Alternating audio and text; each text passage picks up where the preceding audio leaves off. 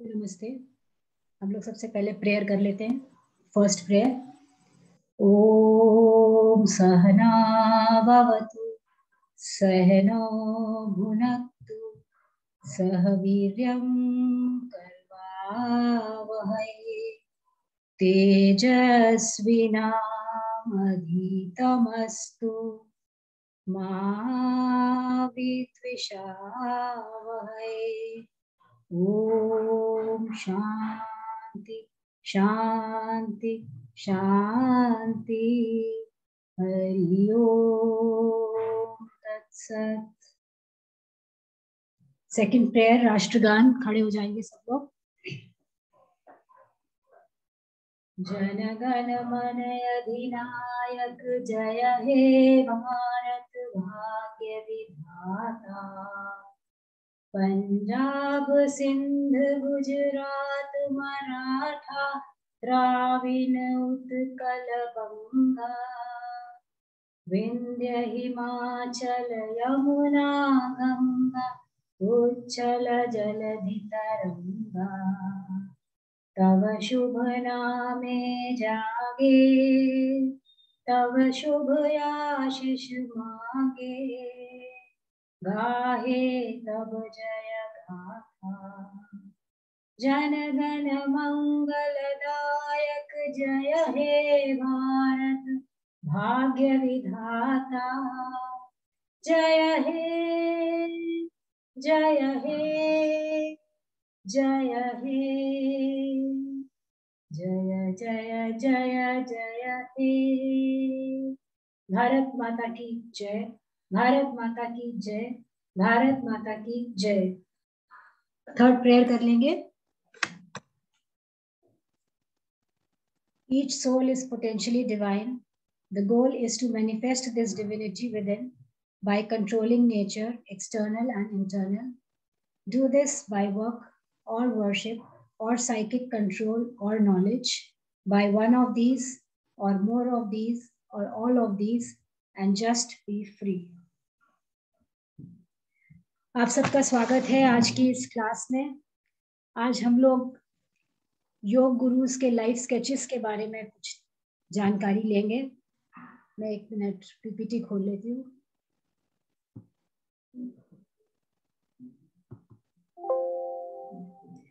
आज हम लोग पढ़ने जा रहे हैं श्री रमना महर्षि और श्री औरोबिंदो के विषय में।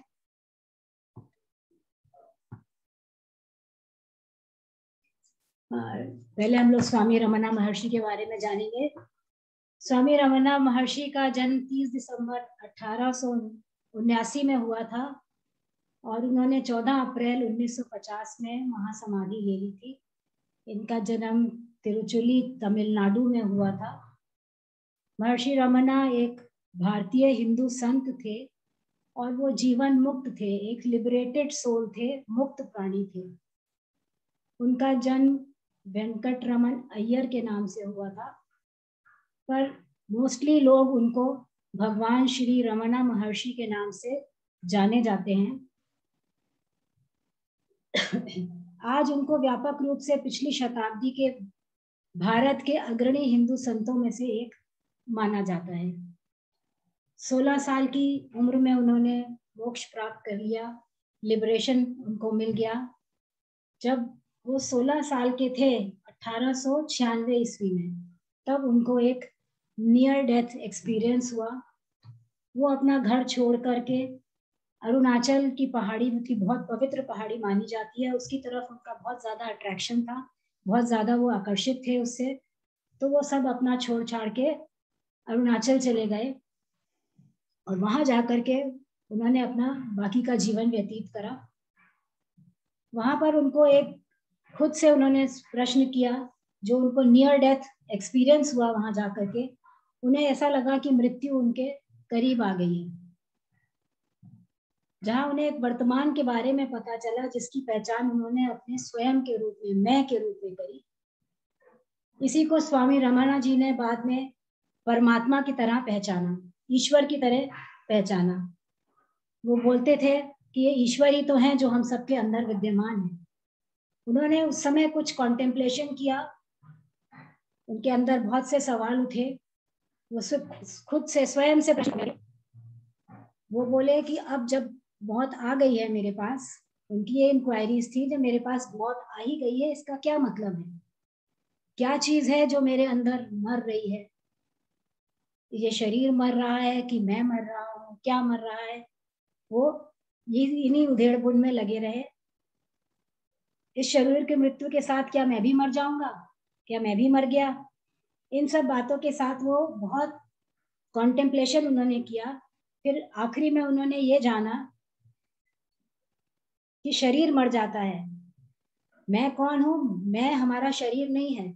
शरीर तो खत्म हो गया, विनाश हो गया, पर ये जो हमारा अंदर जो फोर्स है, जो करंट हमारे अंदर है, जिसको हम सेल्फ या स्वयं के रूप में जान रहे हैं, उसकी पहचान कभी नहीं मरती, और वही ईश्वर है। यही स्टेट ऑफ माइंड को उन्होंने आगे चल करके स्टेट ऑफ माइंड ऑफ ईश्वरा का नाम दिया।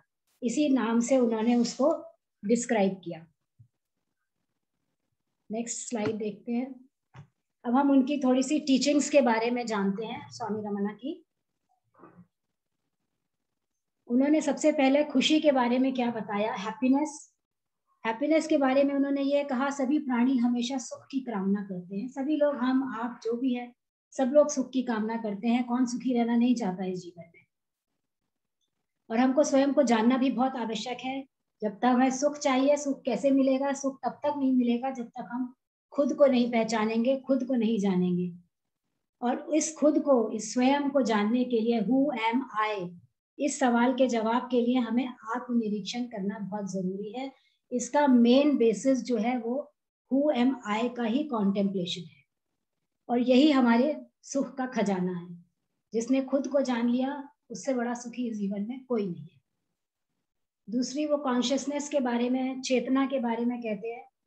चेतना जो है वो ही सिर्फ एक सच्ची रियलिटी है, वही एक सच है, वही वास्तविकता है। वो बोलते हैं कि चेतना ही चलचित्र का वो स्क्रीन है जिस पर सभी चित्र आते जाते हैं। आप लोग भी पिक्चर हॉल जाते होंगे, पिक्चर देखते होंगे, वहां पर क्या देखते हैं कि सिर्फ एक बड़ा सा स्क्रीन है जिसके ऊपर फोटोज आती हैं, चली जाती हैं थोड़ी देर के लिए, 1 सेकेंड, 2 सेकेंड, 3 सेकेंड के लिए फोटो आती हैं और वो चली जाती है।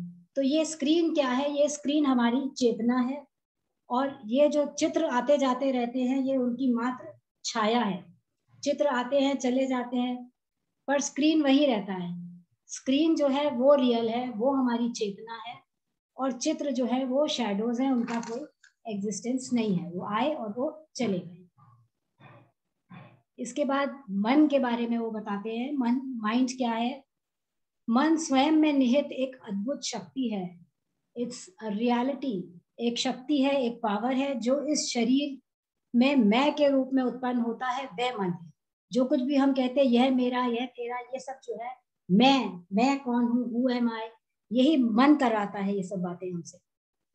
अगर हमने मन को की पकड़ से अपने आप को बचाना है, तो हमें अपने ध्यान को अंदर की तरफ ले जाना होगा, भीतर की तरफ मोड़ना होगा। मन के अंदर ही हमारे प्रभु का वास है।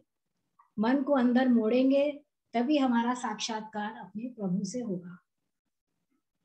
मैं कौन हूँ, इसकी इंक्वायरी उन्होंने करी।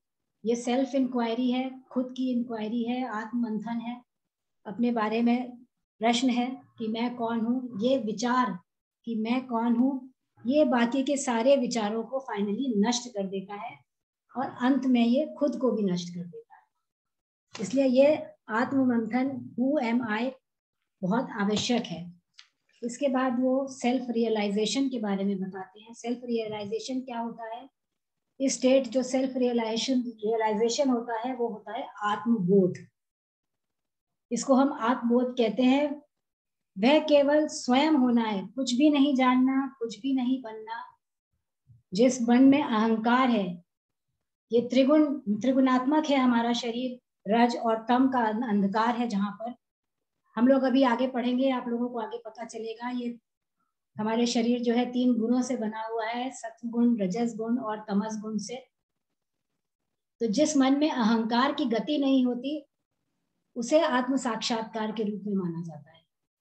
मन की ओर मुड़ा हुआ मन स्वयं है, और बाहर की ओर मुड़ने पर वो अहंकार का, वो साक्षात्कार का रूप ले लेता है। इसके बाद वो सरेंडर, समर्पण के बारे में बताते हैं कि 2 तरीके हैं, 2 ways ऑफ अचीविंग सरेंडर। क्या है समर्पण प्राप्त करने के 2 तरीके हैं। पहला, मैं के स्रोत को देख रहा है। पहला तरीका जो है, कहाँ से ये मैं आ रहा है, ये मैं की भावना कहाँ से आ रही है, फर्स्ट मेथड जो है वो उसको देख रहा है। और दूसरा जो है, दूसरा तरीका जो है वो उसके अंदर विलीन हो रहा है, आपका मैं जो है उसके अंदर खोता चला जा रहा है। ये है समर्पण का भाव। हमारे समर्पण का भाव जो है वो बहुत जरूरी है।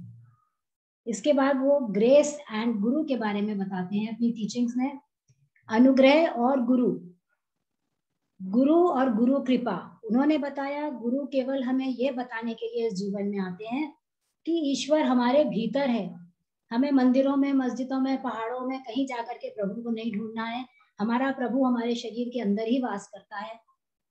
अपने अंदर गोता लगाएंगे और इसको महसूस करेंगे। Dive with in and feel. जो हम अपने शरीर के अंदर जाकर के ढूंढते हैं प्रभु को, उनको प्रभु जरूर मिलते हैं।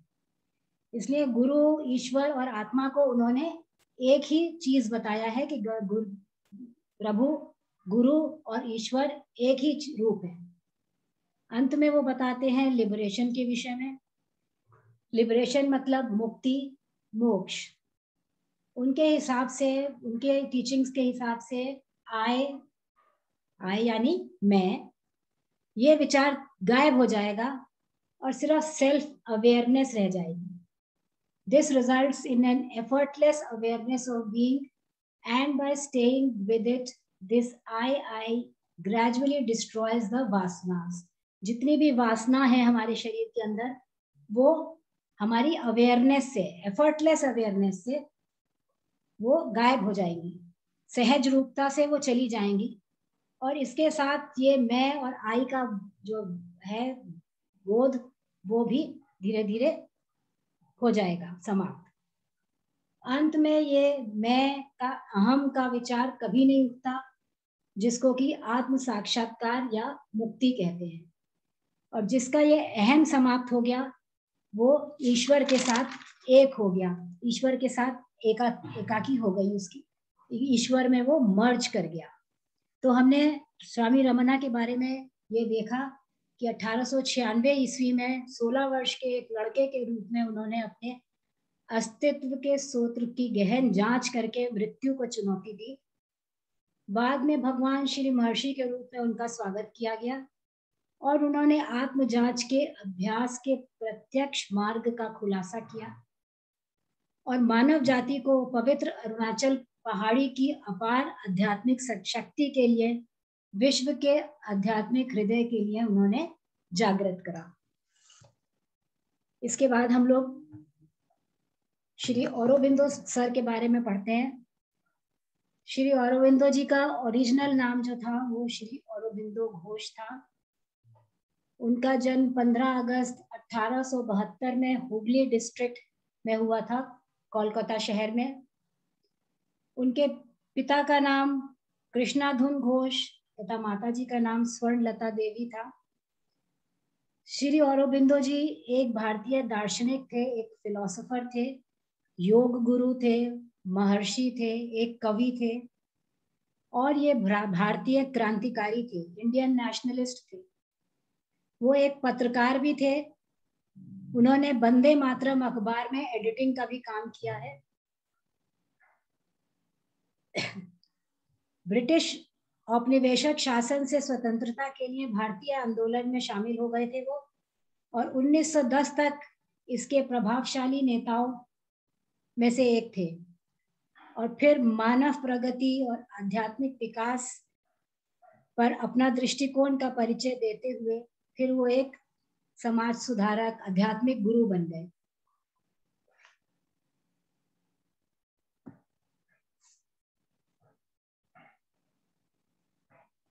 उन्होंने वहां भारत लौटे, पढ़ाई अपनी उन्होंने इंग्लैंड में करी और वहां से ये भारत लौट करके आए और भारत आने के बाद वो नेशनल पॉलिटिक्स में सक्रिय हो गए थे। इसी के अंतर्गत उनको जेल भी जाना पड़ा।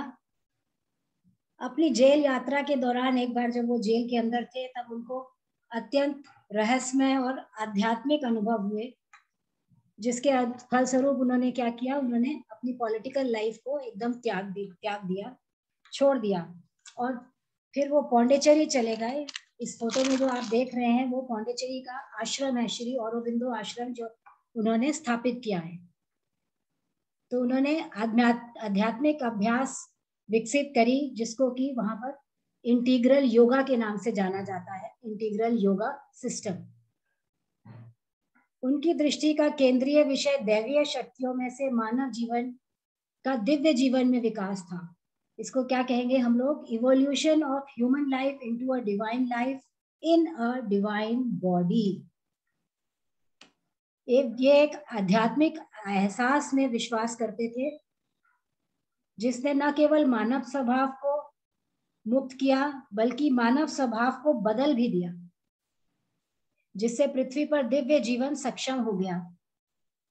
1926 में उन्होंने पांडिचेरी में श्री औरोबिंदो आश्रम की स्थापना करी। इनकी फिलॉसफी के जो अंग हैं वो हैं integral yoga system, integral psychology and super mind, involution and evolution, ये इनकी फिलॉसफीज हैं। इसके बाद इनके लिटरेरी वर्क्स जो है उनमें ये डिवाइन लाइफ है, physical aspect of integral yoga है, the synthesis of yoga, essays on Gita, the secret of Veda, hymns to the mystic fire, the Upanishads, human cycle, the ideal of human unity. Savitri ये एक इनकी कविता है, अ लेजेंड एंड सिंबल, एक epic poem है ये इनकी। यहाँ पर इन्होंने सिर्फ आध्यात्मिक कार्यों में अपने आप को लगाया। 1914 में उन्होंने एक मासिक पत्रिका भी जारी करी जिसका नाम है आर्या।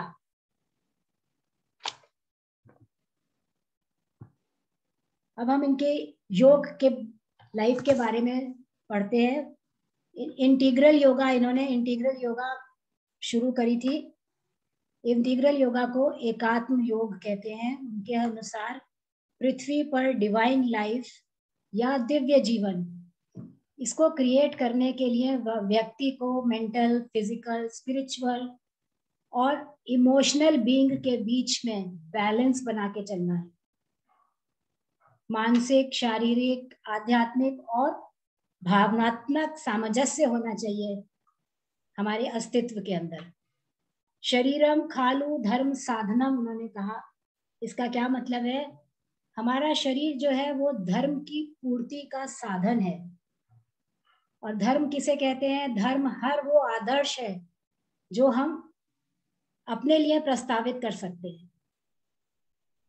उसका कार्य करना और उस कार्य के करने को क्या नियम है, ये सब देखना, ये सब धर्म है। उनका आदर्श वाक्य क्या था, divine life in a divine body, Divya शरीर में दिव्य जीवन। उनका दूसरा योग का कार्य जो था उनका, वो था सिंथेसिस ऑफ योगा, योग का संश्लेषण। कर्म योग, भक्ति योग, ज्ञान योग, हठ योग, राजयोग, वेदांता और तंत्रा योग के माध्यम से व्यक्ति की बॉडी के जो प्लेन्स होते हैं और जो पार्ट्स होते हैं उनको जोड़ना। तो ये सारे जितनी भी ब्रांचेस है योगा की, उनको सबको यूनाइट करके उन्होंने एक योगा का नाम उसको दे दिया, जिसको हम कहते हैं सिंथेसिस ऑफ योगा। ये सब नाम आप लोग बहुत अच्छे से ध्यान से याद रखें, ये सब एग्जामिनेशन पॉइंट ऑफ व्यू से भी इम्पोर्टेंट है। इसके बाद उनका तीसरा पार्ट जो है योगा का, वो सुप्रामेंटल योगा का है। अति मानसिक योग कहते हैं इसको, सुप्रामेंटल योगा। इसका लक्ष्य है परम सत्य चेतना में बदलना। वो कहते हैं कि सुप्रा माइंड हमारे लिए पूरी तरह से पराया नहीं है और हमें ये अपने अंदर महसूस हम कर सकते हैं, ये अपने अंदर हमें महसूस किया जा सकता है। ये वेदों में भी पाया जाता है, इसलिए इसका श्रेय वो खुद को नहीं देते, क्योंकि सुप्रामेंटल योगा का इसमें भी वर्णन किया गया है वेदों में, इसलिए इसका श्रेय वो खुद को नहीं देते हैं। ये हमेशा एक पूर्ण प्रकाश गति श्रेष्ठ है। इसके बाद उन्होंने योगा के प्रैक्टिस करने के जो की प्रिंसिपल्स बताए हैं वो क्या है। उन्होंने योगा प्रैक्टिस करने के 3 बेसिक की प्रिंसिपल्स बताए हैं। 3 प्रिंसिपल्स मतलब 3 सिद्धांत। 3 सिद्धांत की पहचान करते हैं वो, जो हठ योग सहित योग के सभी रूपों के अभ्यास के लिए आधार स्वरूप है। चाहे हम हठ योग कर रहे हैं, चाहे कर्म योग कर रहे हैं, भक्ति योग कर रहे हैं, ज्ञान योग कर रहे हैं, किसी भी प्रकार की किसी भी योग की ब्रांच में हम हैं, उसके लिए जो बेसिस है वो क्या है, वो 3 बेसिस बताते हैं। पहला बेस है प्योरिफिकेशन का, जो हम योगा के लिए अपने आप को प्रिपेयर करते हैं। Purification of body, purification of mind, जैसे हमारे यहाँ पर देश योगा में सबसे पहले आप देखेंगे सात्विक आहार के साथ षटकर्म कराए जाते हैं, शरीर शोधन क्रियाएं कराई जाती हैं, उससे हमारा बेसिक शरीर का प्योरिफिकेशन हो जाता है। पतंजलि योग दर्शन में अगर आप देखेंगे तो वो यम नियम कराते हैं। शुरू में आसन कराने से पहले बेसिक स्टार्टिंग जो है उनकी यम नियम से होती है। तो ये बेसिक स्टेप्स हैं प्रिपरेशन ऑफ योगा के लिए। तो सबसे पहले हमारी बॉडी को योगा के लिए प्योर होना चाहिए, प्योरीफाई करना चाहिए अपने आप को। सेकेंड पार्ट जो है हमारा, सेकेंड प्रिंसिपल जो है इनका, वो है कॉन्सेंट्रेशन, एकाग्रता। ये हमारे फोकस को कहता है, हमें अपने माइंड को एकदम फोकस में रखना चाहिए, ध्यान को केंद्रित करना है और अपनी एनर्जी को गैदर करके रखना है, अपनी एनर्जीज को वेस्ट नहीं करना है। ये इन्होंने सेकंड प्रिंसिपल योगा का बताया। और तीसरा प्रिंसिपल जो योगा का इन्होंने बताया वो बताया लिबरेशन का। लिबरेशन आप लोगों को सबको मालूम है, हम लोग मोक्ष को कहते हैं लिबरेशन। आपकी शुद्धि हो गई, शरीर की शुद्धि हो गई, आपका दिमाग, आपका माइंड केंद्रित हो गया, उसके बाद हम लोग मोक्ष की तरफ अपना कदम बढ़ाते हैं। तो जब हमारा ये सब हो गया तभी हमारा मोक्ष भी संभव है। जब प्योरिफिकेशन हो गया, कंसंट्रेशन हो गया, तभी हम मोक्ष की बात करेंगे, तभी मोक्ष पॉसिबल भी है। मोक्ष को हासिल करना तभी पॉसिबल है जब हमारा शरीर प्योरीफाई हो जाएगा, हमारा माइंड जो है वो एकाग्रचित हो जाएगा, इधर उधर दौड़ेगा नहीं। जब हम बैठ करके ध्यान लगाएंगे तो एकाग्रचित मन से हमारा ध्यान फोकस होगा, उसके बाद हम मोक्ष की तरफ बढ़ते हैं। तो मानव जो है अनडिस्ट्रैक्टेड हो, विचलित ना हो, फोकस्ड रहे, ध्यान हमारा केंद्रित रहे और स्वयं चेतना में बैठने में सक्षम हो जाए। जब हम अपने आप अपनी कॉन्शियसनेस के अकॉर्डिंगली बैठने में सक्षम हो जाएं काफी देर तक, तब हम मोक्ष की तरफ अपना पहला कदम बढ़ाते हैं। औरोबिंदो जी का जो मोटो है वो ये है, all life is yoga. Second है यूनिटी ऑफ द वर्ल्ड, पूरा जीवन हमारा योग है। अपने पूरे जीवन को अब आप पीछे मुड़ के देखिए, पूरा जीवन हमारा योग ही है। दूसरा उन्होंने यूनिटी ऑफ द वर्ल्ड बताया, दुनिया सिर्फ एक है, दुनिया को यूनाइट होकर के रहना है। और तीसरा है divine life in divine body, Divya शरीर में दिव्य जीवन। हमारा शरीर दिव्य, हम अपना शरीर दिव्य बनाएंगे तो हमारा जीवन भी ऑटोमेटिकली ही दिव्य बन जाएगा। इस स्लाइड में वो ये बता रहे हैं, the principle of yoga is the turning of one और all powers of our human existence into a means of reaching divine being. हमारे जो योगा के जीवन के जो योगा के सिद्धांत हैं वो क्या है, हमारे जितने भी पावर्स हैं शरीर के, हमारे जो ह्यूमन एग्जिस्टेंस में जितनी भी शक्तियां हैं, उनको योग की द्वारा मोल्ड करना, अपने आप को एक डिवाइन बॉडी की तरह तैयार करना, ये उनका योगा का सिद्धांत है। आशा करती हूँ कि आप लोगों को ये सब मैं ठीक से समझा पाई। आप सबका बहुत बहुत धन्यवाद। Thank you. तो मैं ये मीटिंग को एंड करती हूँ।